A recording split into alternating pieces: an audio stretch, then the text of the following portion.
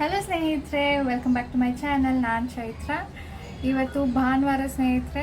ಭಾನುವಾರ ಬೆಳಿಗ್ಗೆ vlog start ಮಾಡ್ತಾ ಇದ್ದೀನಿ. ನೆನ್ನೆ ಮೆಟ್ರೋಗೆ ಹೋಗಿ ಬಂದ್ವಿ ಅಲ್ವಾ, ಅಲ್ಲಿದ್ದು ಸಾಮಾನೆಲ್ಲ ತೆಗಿಬೇಕು. ಅದನ್ನು ತೆಗಿತಾ ನಿಮ್ಮ ಜೊತೆ ಮಾತಾಡೋಣ ಅಂತ. ಬೆಳಿಗ್ಗೆನ ಸಣ್ಣ ಪುಟ್ಟ ಕೆಲಸಗಳು ತುಂಬ ಇತ್ತು, ಎಲ್ಲ ಮುಗಿಸ್ಬಿಟ್ಟು ಇವತ್ತು ಬೇಗ ಸ್ನಾನ ಮಾಡಿ ಬಂದಿದ್ದೀನಿ. ತಿಂಡಿ ಕೂಡ ಆಯಿತು. ಏನು ತಿಂಡಿ ಮಾಡಿದ್ದೆ ಗೆಸ್ ಮಾಡಿ? ಭಾನುವಾರ ಆಗಿರೋದ್ರಿಂದ ಮೆಂತೆ ಮುದ್ದೆ. ಸೊ ಬನ್ನಿ, ಲೇಟ್ ಮಾಡೋದು ಬೇಡ, ಸ್ಟಾರ್ಟ್ ಮಾಡೋಣ. ಆಮೇಲೆ ತುಂಬ ಇದೆ ಮಾತಾಡೋಣ. ಕೊರಿಯಾಂಡರ್ ಪೌಡರ್, ಹಾರ್ಲಿಕ್ಸ್, ಕೆಲವೊಂದು ನಾವು ನಮ್ಮನೆಗೆ ತಗೊಂಡಿದ್ದೀವಿ, ಕೆಲವೊಂದು ಅಮ್ಮ ತರಿಸಿರ್ತಾರೆ.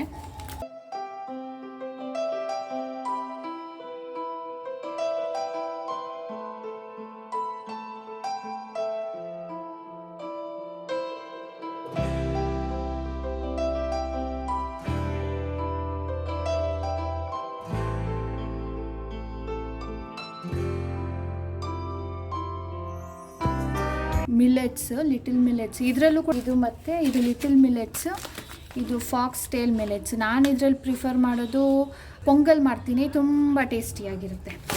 ಸಾನು ಅವರ ಫೇವ್ರೆಟ್ ಕೀವಿ. ನೆನ್ನೆ ಚೆರ್ರಿ ತಿಂದಳು, ಎಲ್ಲರೂ ತಿಂದ್ವಿ, ಚೆನ್ನಾಗಿತ್ತು ಚೆರ್ರಿ. ಸೊ ಇದು ನಾವು ಈ ಸಾರಿ ಫಸ್ಟ್ ಟೈಮ್ ತೊಗೊಂಡಿರೋದು ರಾಕ್ ಸಾಲ್ಟ್ ಅಂತೆ, unrefined no added additives from Himalayan range ಅಂತೆ. ರಾಜೇಶ್ ಇದ್ರಲ್ಲಿ ತುಂಬ ಬೆನಿಫಿಟ್ ಇದೆ, ನಾವು ನಾರ್ಮಲಾಗಿ ಏನು ಸಾಲ್ಟ್ ಯೂಸ್ ಮಾಡ್ತೀವಲ್ಲ ಅದ್ರ ಬದಲು ಇದನ್ನು ಯೂಸ್ ಮಾಡು ಅಂದ್ಬಿಟ್ಟು ಈ ಸಾರಿ ತೊಗೊಂಡಿರೋದು. ಇದ್ರ ಜೊತೆ ಪ್ರಾನ್ಸ್ ತೊಗೊಂಡಿದ್ದೀವಿ, 3 kg ಅಷ್ಟೇನೋ ಇದೆ ಅದು. ಅದನ್ನು ಫ್ರೀಝರಲ್ಲಿ ನೆನ್ನೆನೇ ಎತ್ತಿಟ್ಟೆ. ಅದಾದಮೇಲೆ ಮಶ್ರೂಮ್ ತುಂಬ ಫ್ರೆಶ್ ಆಗಿತ್ತು, ಅದನ್ನು ಕೂಡ ನೆನ್ನೆನೇ ಫ್ರೀಝರಲ್ಲಿ ಫ್ರಿಜ್ಜಲ್ಲಿ ಇಟ್ಟಿದ್ದೀನಿ. ಅಲ್ಲಿ ನೀವು ನೋಡ್ಬೋದು ಎಗ್ ಪ್ಲೇಟ್ ಇದೆ. ಓಕೆ ಸ್ನೇಹಿತರೆ, ಈಗ ಸ್ವಲ್ಪ ಮಾತಾಡೋಣ. ಆಗಲೇ ಹೇಳಿದೆ ನಾನು ತುಂಬ ಮಾತಾಡಬೇಕು ಅಂದ್ಬಿಟ್ಟು. ಏನು ಅಂದರೆ, ನನ್ನ ಪ್ರೀವಿಯಸ್ ವ್ಲಾಗಲ್ಲಿ ಕೆಲವೊಂದು ಕಮೆಂಟ್ಸ್ಗಳು ಬಂದಿತ್ತು, ಸೊ ಅದನ್ನು ಆನ್ಸರ್ ಮಾಡೋಣ ಅಂತ. ಯಾವುದು ಅಂದರೆ, ಶುಕ್ರವಾರದ ಪೂಜೆ ವ್ಲಾಗ್ ಶೇರ್ ಮಾಡಿದೆ ನೋಡಿ, ಆಷಾಢ ಶುಕ್ರವಾರದ್ದು. ಅದು ಅದರಲ್ಲಿ ಸುಮಾರು ಜನ ಕೇಳಿರೋದೇನು ಅಂದರೆ, ರಂಗೋಲೆ ಬಿಟ್ಟಿದೆ ಅಲ್ವಾ, ಅದು ತೋರಿಸಿ ಅಂದ್ಬಿಟ್ಟು ಇದ್ರ ಬಗ್ಗೆ ಕೇಳಿದ್ದು. ಇದರಲ್ಲಿ ನೋಡಿ 4 ಹೋಲ್ ಇದೆ. ಇದರಲ್ಲಿ ಈ ಥರ ರಂಗೋಲೆ ತುಂಬಿಸ್ಕೊಂಡು ಲೈನ್ ಎಳೆಯೋದಷ್ಟೇ. ಇದು 4 ಹೋಲ್ದಿದೆ, 5, 7 ಆ ಥರನೂ ಸಿಗುತ್ತೆ. ಇದು ಎಲ್ಲಿ ಸಿಗುತ್ತೆ ಅನ್ನೋ ಹಾಗಿದ್ರೆ ಮಲ್ಲೇಶ್ವರಮಲ್ಲಿ ನಾನು ತೊಗೊಂಡಿದ್ದು. ಈ ರಂಗೋಲೆ ಮಾರ್ತಾರಲ್ವ ಅವ್ರ ಹತ್ರ, ಮನೆ ಹತ್ರ ಬರ್ತಾರಲ್ಲ ಅವ್ರ ಹತ್ರನೂ ಕೇಳಿ ನೋಡಿ, ಸಿಗ್ಬೋದು. ಎಲ್ಲಿ ರಂಗೋಲೆ ಮಾರ್ತಾರಲ್ಲ ಅವ್ರ ಹತ್ರ ಇರುತ್ತೆ. ಒಂದು 5-10 ರುಪೀಸ್ ಏನೋ ಇರ್ಬೋದು. ನಾನು ತೊಗೊಂಡು ತುಂಬ ವರ್ಷನೇ ಆಯಿತು. ಆ್ಯಂಡ್ ಇನ್ನೂ ಒಂದು ಕೇಳಿದ್ದಂದರೆ, ಕೇಕ್ ಮಾಡೋ ಮೆಷರ್ಮೆಂಟ್ ಗ್ರಾಮ್ ಲೆಕ್ಕದಲ್ಲಿ ಹೇಳಿ, baking soda and baking powder spoon ಲೆಕ್ಕದಲ್ಲಿ ಹೇಳಿ ಅಂದ್ಬಿಟ್ಟು. ಆ್ಯಕ್ಚುಲಿ ನಾನು ಯಾಕೆ ಮೆಷರ್ಮೆಂಟ್ ಕಪ್ಸಲ್ಲಿ ಹೇಳೋದು ಅಂದರೆ, ಗ್ರಾಮ್ ಮೆಷರ್ ಮಾಡೋದಕ್ಕೆ ವೇಯಿಂಗ್ ಮಷೀನ್ ಇರಬೇಕು, ಅದು ಎಲ್ಲರ ಹತ್ರನೂ ಇರೋದಿಲ್ಲ. ನಾವು ಬಟ್ಲು ಲೆಕ್ಕದಲ್ಲಿ ಹೇಳಿದಾಗ, ಸ್ಪೂನ್ ಲೆಕ್ಕದಲ್ಲಿ ಹೇಳಿದಾಗ ಯಾರೇ ಆದರೂ ಮಾಡ್ಕೊಳ್ಬೋದು. ಓವನ್ ಬೇಕು ಅಂತ ಇರೋದಿಲ್ಲ, ಮೆಷರ್ಮೆಂಟ್ ಕಪ್ಸ್ ಬೇಕು ಅಂತ ಇರೋದಿಲ್ಲ, ವೇಯಿಂಗ್ ಮಷೀನ್ ಇರೋದಿಲ್ಲ, ಬೇಕಾಗಿರೋದಿಲ್ಲ. ಒಂದು ನಾರ್ಮಲ್ 1 ಕಪ್ ಅಥವಾ ಒಂದು ಗ್ಲಾಸ್ನ ಯೂಸ್ ಮಾಡ್ಕೊಂಡು ಎಲ್ಲನೂ ಮೆಷರ್ ಮಾಡ್ಬೋದು. ಕೇಕ್ ಟಿನ್ ಇಲ್ಲ ಅಂದರೂ ಪರವಾಗಿಲ್ಲ, ನಾವು ಯೂಸ್ ಮಾಡೋ ಪಾತ್ರೆಯಲ್ಲೇ ಮಾಡ್ಬೋದು. ಓವನ್ ಇಲ್ಲ ಅಂದರೂ ಕುಕ್ಕರಲ್ಲಿ ಮಾಡ್ಬೋದು, ಬಾಣಲಿಯಲ್ಲಿ ಮಾಡ್ಬೋದು, ಎಲ್ಲನೂ ಶೇರ್ ಮಾಡಿದ್ದೀನಿ ನಾನು. ಹಾಗಾಗಿ ನಾನು ಮೆಷರ್ಮೆಂಟನ್ನು ಕಪ್ ಮೆಷರ್ಮೆಂಟಲ್ಲೇ ಹೇಳೋದು. ಗ್ರಾಮಲ್ಲಿ ನನಗೆ ಅಷ್ಟೊಂದು ಏನಂತಾರೆ, ಅದು ಪರ್ಫೆಕ್ಟಾಗಿ ಬರುತ್ತೆ ಮಾತ್ರ ಗ್ರಾಮ್ಸಲ್ಲಿ ಮಾಡಿದ್ರೆ. ಬಟ್ ಎಲ್ಲರ ಹತ್ರ ಆ ಥರ ಫೆಸಿಲಿಟಿ ಇರೋದಿಲ್ವಲ್ಲ ಅಂತ ನಾನು ಅದನ್ನು ಪ್ರಿಫರ್ ಮಾಡಲ್ಲ. ನೆಕ್ಸ್ಟು ಸುಮಾರು ಜನ ಕೇಳಿರೋದು, ಪ್ಲೀಸ್ ಅಭಿವೃದ್ಧಿ ದೀಪದ ಬಗ್ಗೆ ಹೇಳಿ ಅಂದ್ಬಿಟ್ಟು. ಎಲ್ಲಿ ಸಿಗುತ್ತೆ ಅಂತ. ಎಲ್ಲಿ ಸಿಗುತ್ತೆ ಅಂದರೆ, ಅಮೆಝಾನಲ್ಲಿ ಸಿಗುತ್ತೆ. ಹಿತ್ತಾಳೆ ಪಾತ್ರೆಗಳು ಅಥವಾ ದೇವರ ಸಾಮಾನುಗಳು ಮಾರ್ತಾರಲ್ವ, ಅಲ್ಲಿ ಸಿಗುತ್ತೆ. ಹೋಗ್ಬಿಟ್ಟು ಅಲ್ಲಿ ಕೇಳ್ಬೋದು ನೀವು. ಈ ಥರ ದೀಪ ಯಾವ ಥರ ಅಂದ್ಬಿಟ್ಟು ನೀವು ಸ್ವಲ್ಪ ಎಕ್ಸ್ಪ್ಲೇನ್ ಮಾಡಿದ್ರೆ ಅವ್ರಿಗೆ ಗೊತ್ತಾಗುತ್ತೆ. ಅಥವಾ ಆನ್ಲೈನ್ ಅಮೆಝಾನಲ್ಲಿ ಸಿಗುತ್ತೆ. ಡಿಸ್ಕ್ರಿಪ್ಷನ್ ಬಾಕ್ಸಲ್ಲಿ ನಂದಾ ದೀಪ ಅಂತ ಹಾಕಿರ್ತೀನಿ. ಇದರಿಂದ ಏನು ಯೂಸಸ್ ಆಗುತ್ತೆ ಅನ್ನೋ ಹಾಗಿದ್ರೆ, ದೀಪ ಸ್ವಲ್ಪ ದಪ್ಪ ಇರೋದ್ರಿಂದ, ದೊಡ್ಡದಾಗಿರೋದ್ರಿಂದ 24 ಅವರ್ ಕೂಡ ಉರಿಯೋ ಥರ ನಾವು ನೋಡ್ಕೊಳ್ಬೋದು. 24 ಅವರು ಉರಿಲೇಬೇಕು ಅಂತ ಏನಿಲ್ಲ. ದೇವ್ರ ಮುಂದೆ ಸದಾ ದೀಪ ಬೆಳಗ್ತಾ ಇರುತ್ತೆ ಅನ್ನೋ ಲೆಕ್ಕದಲ್ಲಿ ಅದನ್ನು ಕೊಟ್ಟಿರೋದು, ಉರಿಸಿ ಅಂದ್ಬಿಟ್ಟು. ನಾನು ಆದಷ್ಟು 24 ಅವರ್ ಉರಿಯೋ ಥರ ನೋಡ್ಕೊಳ್ತೀನಿ. ಬಟ್ ಸಮ್ಟೈಮ್ಸ್ ಬೆಳಿಗ್ಗೆ ಹೊತ್ತು ಅದು ಆಫ್ ಆಗಿಬಿಟ್ಟಿರುತ್ತೆ. ಮತ್ತು ನಾನು ದೀಪ ಹಚ್ಚೋ ಟೈಮಲ್ಲಿ ಅದನ್ನು ಕೂಡ ಹಚ್ಚಿಸ್ತೀನಿ. ಆ್ಯಂಡ್ ಅದು ಯಾವ ಸ್ಟ್ರಕ್ಚರಲ್ಲಿ ಇದೆ ಅಲ್ವಾ, ಮೇಲ್ಗಡೆ ನೀರು ಹಾಕೋದು, ಅದರಲ್ಲಿ ನಾವು ಸುಗಂಧಭರಿತವಾದ ಕೆಲವೊಂದು ಥಿಂಗ್ಸ್ಗಳನ್ನ ಆ್ಯಡ್ ಮಾಡೋದು. ಲೈಕ್ ನೀಲಗಿರಿ ತೈಲ, ನಾನು ಅವತ್ತು ಎಸೆನ್ಷಿಯಲ್ ಆಯಿಲ್ನ ತೋರಿಸಿದ್ದೆ. ಅದ್ರ ಜೊತೆ ಪಚ್ಕರ್ಪೂರ ಹಾಕ್ಬೋದು, ಲವಂಗ ಹಾಕ್ಬೋದು. ಇದರಿಂದ ಏನಾಗುತ್ತೆ, ಆ ನೀರು ಬಿಸಿ ಆದಾಗ ಆ ಬಿಸಿ ಆಗಿಬಿಟ್ಟು ಅದರ ಸುವಾಸನೆ ಮನೆಯೆಲ್ಲನೂ ಗಾಳಿಯಲ್ಲಿ ಹರಡ್ಕೊಳ್ಳುತ್ತೆ. ಇದರಿಂದ ನೆಗೆಟಿವಿಟಿ ದೂರ ಇರುತ್ತೆ ಅಂತ ನಮಗೆ ತಂದುಕೊಟ್ಟಿರೋದು. ಇಂಟ್ರೆಸ್ಟ್ ಇದ್ದರೆ ನೋಡಿ ತೊಗೊಳ್ಳಿ, ಒಳ್ಳೆಯದು ಅಷ್ಟೇ. ಇದರಿಂದ ಅಭಿವೃದ್ಧಿ ಆಗೇ ಆಗುತ್ತೆ ಅಂತ ಅಲ್ಲ, ಕೆಟ್ಟದ್ದು ಆಗೋದಿಲ್ಲ.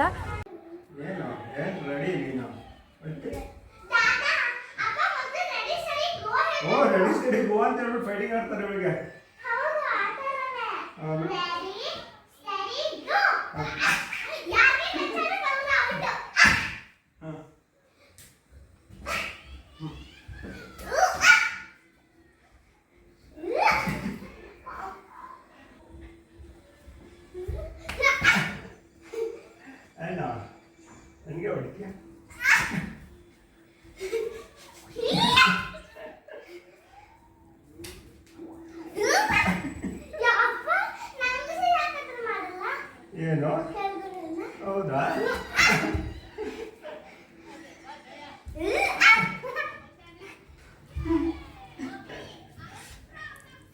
ಅಲ್ಲಿ ಅನ್ಸುತ್ತೆ. ಹಾಕ್ರಿ ಒಂದು ಜೋರಾಗಿ ಅಂತ ಲೂಸ್ ಆಗಿರೋದಕ್ಕೂ ಅದಕ್ಕೂ ಬೆಳೆದಕ್ಕೆ ಅನುಕೂಲ ಆಗುತ್ತೆ. ಇಲ್ಲ ಇಲ್ಲ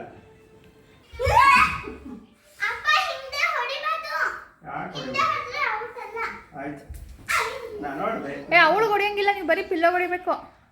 ಹೌದಾ? ಅವಳೇ ಹೇಳಿರೋದು ರೂಲ್ಸು, ಬಾಡಿ ಟಚ್ ಆದ್ರೆ ಔಟ್ ಅಂತ. ನೀವು ಹಿಂದೆ ಹೊಡಿತಿದ್ದೀರಾ? ಬಾಡಿ ಅಲ್ವಾ ಅದು, ಹಿಂದೆ ಬಾಡಿ ನೀವು ಔಟ್, ಅವಳಲ್ಲ. ಹೌದಾ? ಯಾರು ಬಾಡಿ ಟಚ್ ಮಾಡ್ತಾರೆ ಅವರು ಔಟ್. ನೀವು ನನಗೆ ಬಾಡಿ ಟಚ್ ಮಾಡಿದ್ರೆ ನೀವು ಔಟ್, ನಾನು ನಿಮಗೆ ಬಾಡಿ ಟಚ್ ಮಾಡಿದ್ರೆ ಔಟ್. ಬರೀ ಪಿಲ್ಲೋ ಮಾತ್ರ ಹೊಡಿಬೇಕು. ಓ ಸಾರಿ, ನಾವು ಬೇರೆ ಅರ್ಥದಲ್ಲಿ ತಗೊಂಡ್ವಿ. ಬೇಕಂದ್ರೆ ಕೈಯಲ್ಲಿ ಇದು ಒಂದ್ಸತಿ ಆಗುತ್ತೆ, ಅದಕ್ಕೆ. ಓಕೆ. ಇನ್ನು ಒಂದು ಅಂದರೆ ಮೆಟ್ರೋಗೆ ಹೋದಾಗ ನನಗೆ ಅಲ್ಲಿ ಇಬ್ಬರು ಸಬ್ಸ್ಕ್ರೈಬರ್ಸ್ ಸಿಕ್ಕಿದ್ರು. ನೋಡಿದ ತಕ್ಷಣವೇ ಖುಷಿಪಟ್ಟು ಅವರೇ ಮಾತಾಡಿಸ್ಬಿಟ್ಟು ಆಮೇಲೆ ಹೇಳಿದ್ರು, ರಾಜೇಶ್ಗೆ ಐಸೋಲೇಷನ್ ಇದ್ರಲ್ವ, ಎಲ್ಲಿ ಪಾಸಿಟಿವ್ ಬಂದುಬಿಡುತ್ತೋ ಅಂದ್ಬಿಟ್ಟು ನಮಗೆ ಭಯ ಆಗಿಬಿಟ್ಟಿತ್ತು ಅಂತ ಹೇಳಿದಾಗ ನಮಗೆ ಎಷ್ಟು ಖುಷಿ ಆಯಿತು. ಅಂದರೆ ಎಷ್ಟು ರಿಲೇಟ್ ಮಾಡ್ಕೊಳ್ತಾರೆ ಅಲ್ವಾ, ನಮ್ಮ ಖುಷಿಯಲ್ಲಿ ಅವರು ಖುಷಿ ಪಡ್ತಾರೆ, ನಮ್ಮ ದುಃಖದಲ್ಲಿ ಅವರು ಕೂಡ ಅವರು ದುಃಖಿಸ್ತಾರೆ ಅಂದ್ಬಿಟ್ಟು. ಅವ್ರ ಹೆಸರು ಕೇಳೋದನ್ನು ಮರ್ತೆ, ಸಾರಿ. ನೀವು ಇವತ್ತು ನೋಡ್ತಾ ಇದ್ದರೆ ನಿಮ್ಮ ಹೆಸರನ್ನ ಪ್ಲೀಸ್ ಕಮೆಂಟ್ ಮಾಡಿ ಹೇಳಿ ತಿಳ್ಕೊಳ್ಬೇಕು. ಅವತ್ತು ನನಗೆ ಎಕ್ಸೈಟ್ಮೆಂಟಲ್ಲಿ ಕೇಳೋದಕ್ಕೆ ಆಗಿರಲಿಲ್ಲ. ಸೊ ಈಗ ನೆಕ್ಸ್ಟ್ ನಾನು ಅವತ್ತು ಹಾರ ಹಾಕಿದ್ನಲ್ವ, ಅದನ್ನು ತೋರಿಸ್ತೀನಿ. ಆ ಸರ ನಾನು ಮೀಶೋಲ್ಲಿ ತೊಗೊಂಡಿದ್ದು, ಕಾಂಬೋ ಆಫರಲ್ಲಿ ತೊಗೊಂಡಿದ್ದೆ. ಎರಡರಲ್ಲಿ ಒಂದು ಚೆನ್ನಾಗಿಲ್ಲ, ಒಂದು ಚೆನ್ನಾಗಿದೆ. ಸೊ ಇದು ಸಿಂಗಲಲ್ಲೂ ಸಿಗುತ್ತೆ, ಡಬಲಲ್ಲೂ ಸಿಗುತ್ತೆ, ಕಾಂಬೋಲ್ಲೂ ಸಿಗುತ್ತೆ. ನೀವು ಸಿಂಗಲ್ ಸಿಕ್ಕಿದ್ರೆ ತೊಗೊಳಕ್ಕೆ ಇಂಟ್ರೆಸ್ಟ್ ಇದ್ದರೆ ತೊಗೊಳ್ಳಿ. ಕಾಂಬೋಲ್ ನಾನು ತೊಗೊಂಡಿದ್ದು, ಅದನ್ನು ತೊಗೊಳೋದಕ್ಕೆ ಹೋಗಬೇಡಿ. ಇನ್ನು ಒಂದು ಚೆನ್ನಾಗಿಲ್ಲ in the sense back chain black ಆಗ್ತಾ ಇದೆ. ಸೊ ಇದು ತುಂಬ ಚೆನ್ನಾಗಿದೆ, ಸ್ವಲ್ಪನೂ ಕಲರ್ ಫೇಡ್ ಆಗಿಲ್ಲ. ಇದ್ರ ಜೊತೆ ತೊಗೊಂಡಿದ್ದು ಕಲರ್ ಫೇಡ್ ಆಗಿದೆ ನೋಡಿ, ಹೇಗೆ ಕಪ್ಪು ಕಾಣ್ತಾ ಇದೆ ಅಂದ್ಬಿಟ್ಟು. ಸೊ ಇದನ್ನು ತೊಗೊಳೋದಕ್ಕೆ ಹೋಗಬೇಡಿ, ಸಿಂಗಲ್ ಸಿಕ್ಕಿದ್ರೂ ಇದನ್ನು ತೊಗೊಳ್ಬೇಡಿ. ಗೊತ್ತಿಲ್ಲ ಆ ಮ್ಯಾನುಫ್ಯಾಕ್ಚರಿಂದ ಮಾತ್ರನೇ ಆ ಥರನ ಅಥವಾ ಬೇರೆಯವ್ರ ಕಡೆಯಿಂದನೂ ತೊಗೊಂಡ್ರೆ ಹಾಗೆ ಆಗುತ್ತಾ ಗೊತ್ತಿಲ್ಲ. ಬಟ್ ಚೆನ್ನಾಗಿಲ್ಲದೆ ಇರೋದನ್ನು ತೊಗೊಳ್ಬೇಡಿ ಅಂತೀನಿ, ಚೆನ್ನಾಗಿರೋದನ್ನು ತೊಗೊಳ್ಳಿ ಅಂತೀನಿ. ಇಂಟ್ರೆಸ್ಟ್ ಇದ್ದರೆ ನನ್ನ ಮೀಶೋ ಹಾಲ್ ವಿಡಿಯೋನ ಚೆಕ್ ಮಾಡಿ, ಅದರಲ್ಲಿ ನಾನು ಈ ಜ್ಯುವೆಲ್ರಿ ಹಾಲ್ ವಿಡಿಯೋ ಮಾಡಿದ್ದೀನಿ, ಅದರಲ್ಲಿ ಇದರ ಕೋಡ್ ಇದೆ, ನೀವು ತೊಗೊಳ್ಬೋದು. ಸ್ಯಾಟರ್ಡೇ ಸಂಡೇ ಬಂದರೆ ನಿಮ್ಮ ಅಪ್ಪ ನಿನ್ನ ಜೊತೆ ಆಟ ಆಡಬೇಕು. ನಿಮ್ಮ ಅಪ್ಪನಿಗೆ ಆಫೀಸ್ಗೆ ರಜಾ, ನನಗೆ ಯಾವಾಗ ರಜಾ? ಬಿಡ್ತಾ ಇಲ್ಲ ಕಣ, ಅದಕ್ಕೆ ಕೇಳ್ತಾ ಇದ್ದೀನಿ, ನನಗೆ ಯಾವಾಗ ರಜಾ? ಆಟ ಆಡ್ಬೋದು ನನಗೆ, ನನ್ನ ಕೆಲಸದಿಂದ ನನಗೆ ಯಾವಾಗ ರಜಾ? ನನ್ನ ಕೆಲಸ ಏನು? ಅದಕ್ಕೆ ಯಾವಾಗ ರಜಾ ಕೊಡ್ತೀಯಾ?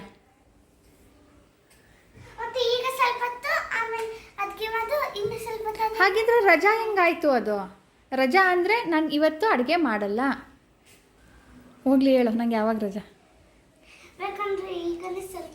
ಎವ್ರಿ ಸ್ಯಾಟರ್ಡೇನಾ, ಎವ್ರಿ ಸಂಡೇನಾ, ಎವ್ರಿ ಫ್ರೈಡೇನಾ?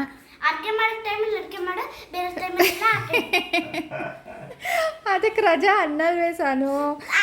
ನೋಡು, ಅಡುಗೆನೂ ಮಾಡಿಬಿಟ್ಟು ನಿನ್ನ ಜೊತೆ ಆಟ ಆಡಿದ್ರೆ ಅದು ಎಕ್ಸ್ಟ್ರಾ ವರ್ಕ್ ಆಗುತ್ತೆ. ನೋಡಮ್ಮ, ನನಗೆ ಹೋಮ್ವರ್ಕ್ ಇರುತ್ತೆ ಸ್ಯಾಟರ್ಡೆ ಸಂಡೇಗೆ. ಎಲ್ಲಿರುತ್ತೆ? ನೀನು ಮಾಡ್ತಿದ್ಯಾ? ಕೊಟ್ಟರೆ ತಾನೆ ಸರಿ ಅನ್ಕೋ, ನಂಗೀಗ ಇರುತ್ತೆ ಅಂತ. ಆಮೇಲೆ ಇವತ್ತು ಸ್ಯಾಟರ್ಡೆ, ಆಮೇಲೆ ನಾನು ಹೋಮ್ವರ್ಕ್ ಮಾಡಿದ್ರೆ ನಂಗೆ ಸ್ಯಾಟರ್ಡೆ ಸಂಡೇ ರಜಾ ತಾನೆ. ಸ್ಯಾಟರ್ಡೆ ನಾನು ಹೋಮ್ವರ್ಕ್ ಮಾಡಿದ್ರೆ ನಂಗೆ ಹೆಂಗ್ ರಜಾ ಆಗುತ್ತೆ? ಅವಾಗ ಕ್ಲಾಸಸ್ ಇದೆ ಅಂತಾನೆ ಅನ್ಸುತ್ತೆ. ನಿಂಗೂ ಸಹ ಆ ಥರನೇ ಅರ್ಥ ಆಯ್ತಾ? ಸ್ಕೂಲ್ ಇರೋದು ಶುಕ್ರವಾರದ ತನಕ. ಸ್ಯಾಟರ್ಡೇಗೆ ಏನಾದರೂ ಹೋಮ್ವರ್ಕ್ ಕೊಟ್ಬಿಟ್ಟಿದ್ರೆ ನೀನು ಫ್ರೈಡೇನೇ ಮುಗಿಸ್ಬೇಕು. ನಿಮಗೆ ಸ್ಯಾಟರ್ಡೇ ರಜಾ ಬೇಕು ಅಂದರೆ ಅದು ಮಾತ್ರ ಆಗೋದಿಲ್ಲ. ಹೇಳೋ ಈಗ. ಹಂಗಿದ್ರೆ ಸ್ಯಾಟರ್ಡೇಗೆ ಫ್ರೈಡೇನೇ ಮಾಡಿಟ್ಬಿಡ್ಲಾ? ಸ್ಯಾಟರ್ಡೇ ಅದೇ ತಿಂತೀಯಾ? ಇವತ್ತೇನು ಮಾಡೋಂಗಿಲ್ಲ ನಾನು ಹಾಗಿದ್ರೆ. ಒಟ್ನಲ್ಲಿ ನನಗೆ ರಜಾ ಕೊಡಲ್ಲ ನೀನು. ಎಕ್ಸ್ಟ್ರಾ ವರ್ಕ್ ಮಾಡಿಸ್ತೀಯ ಬೇಕಿದ್ರೆ. ಸ್ಯಾಟರ್ಡೇ ಮಮ್ಮ ನನ್ನ ಜೊತೆ ಆಟಾಡು ನೀನು ಎಕ್ಸ್ಟ್ರಾ ಅಂತ.